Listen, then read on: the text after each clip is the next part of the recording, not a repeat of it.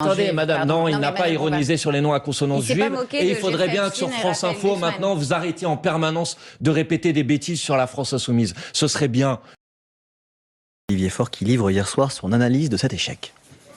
La provocation outrancière, la conflictualisation à tort et à travers, les dérapages antisémites font une voie sans issue. Il ne vous cite pas, mais je pense pouvoir dire que vous êtes visé dans les déclarations du premier secrétaire du Parti Socialiste. Est-ce que c'est cela que vous payez? Est-ce que vous payez cette conflictualisation? Non mais attendez. Je veux bien que vous essayiez de transformer un succès historique de la France Insoumise par une défaite, mais... Vous ne reconnaissez pas quelque contre-performance? Mais une contre-performance de la France Insoumise dans ces élections. Là, on a fait la liste en première partie de l'interview. On ne nie pas qu'il y a eu des victoires de la France Insoumise dans certaines villes. Puisque monsieur me demande si on paye quelque chose. On parle de la France Insoumise. Je suis coordinateur de la France Insoumise.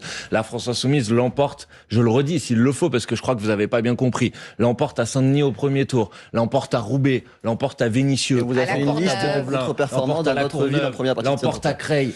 Excusez-moi, la France Insoumise a 10 ans. Le Rassemblement Olivier national... Faure dit que dans ces alliances, vous avez été le Rassemblement national, mais j'ai répondu sur les alliances. Le Rassemblement national a mis 25 ans à gagner une ville de plus de 100 000 habitants dans notre pays. La France Insoumise, en 10 ans, gagne 2 villes de plus de 100 000 habitants. Allez, plus de 100 000. Roubaix, c'est 99 000 et quelques. Donc vous on va avez les le même compter dans discours les que 100 000. Renaissance ce matin, mais Manuel j'ai pas les mêmes il se discours que félicite Renaissance. aussi d'avoir gagné 2 villes de plus de 100 000 habitants. J'ai pas les mêmes discours que Renaissance. Alors que vous disiez que Renaissance était complètement transparent je conteste, je n'ai pas les mêmes discours. Enfin, Renaissance dirige le pays, madame, depuis 10 ans. Mais c'est un parti qui est jeune.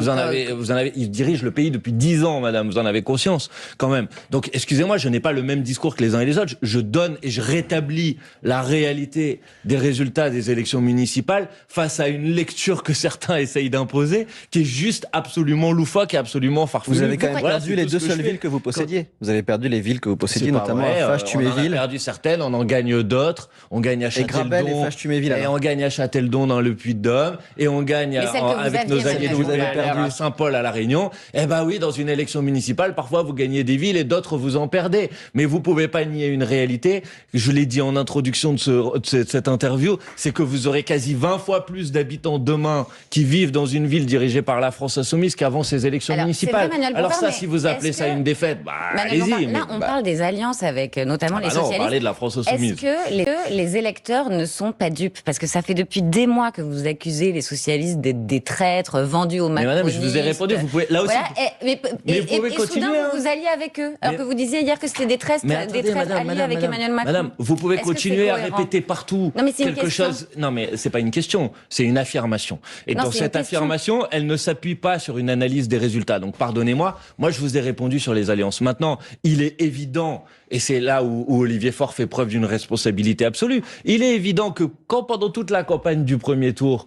vous expliquez que les insoumis, de manière absolument honteuse et absolument calomnieuse, sont infréquentables, qui sont dangereux, etc. Ce qu'a fait Olivier Faure pendant toute la campagne, jusqu'à sortir un communiqué historique du Parti Socialiste disant il n'y aura pas d'alliance avec la France Insoumise, et qu'au soir du premier tour, parce que vous avez fait des contre-performances historiques, vous faites des unions et des rassemblements avec la France Insoumise, eh ben il est évident qu'il y a des électrices et des électeurs qui ne doivent pas s'y retrouver. Oui, mais c'est Jean-Luc Mélenchon qui a ironisé sur les noms à consonance juive. Attendez, madame, non, il n'a pas ironisé sur les noms à consonance juive. Et il faudrait bien que sur France Info, maintenant, vous arrêtiez en permanence de répéter des bêtises sur la France Insoumise. Ce serait bien, une bonne fois pour toutes, que vous arrêtiez de répéter des bêtises et les calomnies contre la France Insoumise.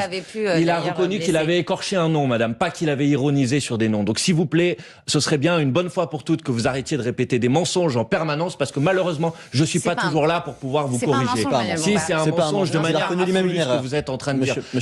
Maintenant, non, mais moi, je vous réponds sur le ton avec lequel vous me parlez. Donc moi, je vous réponds calmement, mais je rétablis des faits. Donc depuis le début de cette interview, vous essayez de plaquer une réalité parallèle sur des chiffres. Voilà. Donc absolument les chiffres, c'est que la France Insoumise a réalisé une percée qui est une percée historique dans cette élection. Les chiffres, c'est que dans les alliances, puisque vous m'interrogez sur les alliances, la moitié d'entre elles ont été gagnées par les listes d'union et la moitié d'entre elles ont été perdues. Et que là où elles ont été perdues, c'est parce que le Parti Socialiste et les écologistes ont réalisé des contre-performances tellement importantes au premier tour que les insoumis n'ont pas été suffisants. Pour le reste, moi j'interroge la responsabilité de toutes celles et ceux qui, au Parti Socialiste, dans l'entre-deux tours tour des municipales, ont préféré continuer à taper sur la France insoumise plutôt qu'à taper sur la droite et à l'extrême droite. Parce que oui, évidemment, à Toulouse, à Limoges, quand vous avez François Hollande, Jérôme Guedj et toute la terre qui dit entre les deux tours, moi, si j'habitais à Toulouse, je voterais pas pour le candidat insoumis, il faut pas s'étonner qu'à la fin, ça a des conséquences politiques.